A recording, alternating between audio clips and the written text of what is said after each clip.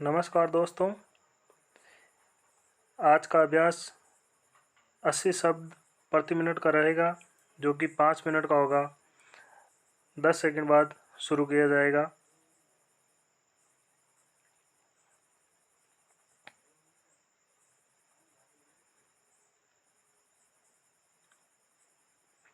Start.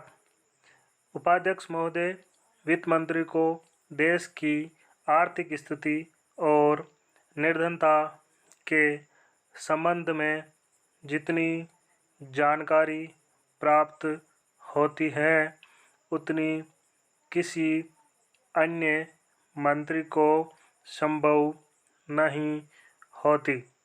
Budget बनाते समय वैसे तो बजट में आय व्यय का ब्यौरा होता ही है, लेकिन मूल रूप में देश की आर्थिक नीतियों में किस प्रकार का परिवर्तन हो तथा किस मार्ग पर वह देश को चलाना चाहते हैं, सरकार का लक्ष्य क्या है, इन सब नीतियों का बजट में विवरण होता है। हमारे वित्त मंत्री चाहे जिस पद पर भी रहे हों, चाहे वे मुख्यमंत्री रहे हों या केंद्रीय सरकार में रहे हों, उन्होंने शानदार काम किया।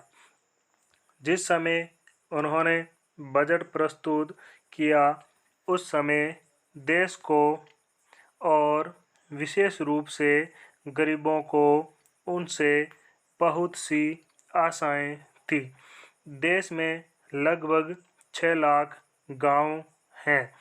उनमें जो बेरोजगारी हैं, गरीबी है, उनके संबंध में देश की जनता को उनसे बड़ी आशाएं थी और जनता देखना चाहती थी कि इस अवसर पर सरकारी नीतियों के द्वारा देश को वे क्या मार्गदर्शन देना चाहते हैं।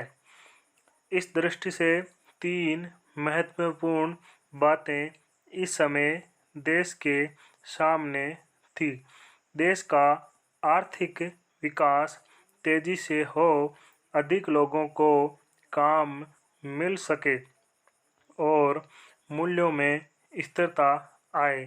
जहाँ तक इन 3 उद्देश्यों का संबंध है, हमने देखा कि उस ओर कुछ प्रयत्न हुए हैं। विशेष रूप से गरीबी हटाओ के संबंध में इस देश में जो चर्चा चल रही है, इस बजट में कुछ सीमा तक उसका उल्लेख मिलता है, क्योंकि जितने भी प्रत्यक्ष कर लगे हैं, वे ज़्यादातर धनी लोगों पर और विशेष रूप से शहर के लोगों पर लगाए गए हैं।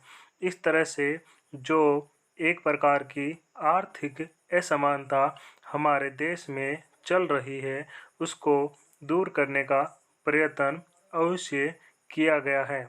लगभग 5 दशक पूर्व जब हमारा देश स्वतंत्र हुआ था, उस समय देश में जितने सरकारी कर्मचारी थे, वे ऐसा समझ बैठे थे कि अब तक देश में जिस तरह से अंग्रेज़ों का प्रशासन चल रहा था, उस तरह से काम नहीं चलेगा, क्योंकि कांग्रेस के जो नए लोग आए थे, जो मंत्री बने थे, वे लोग धन के मामले में त्यागी आदमी हैं।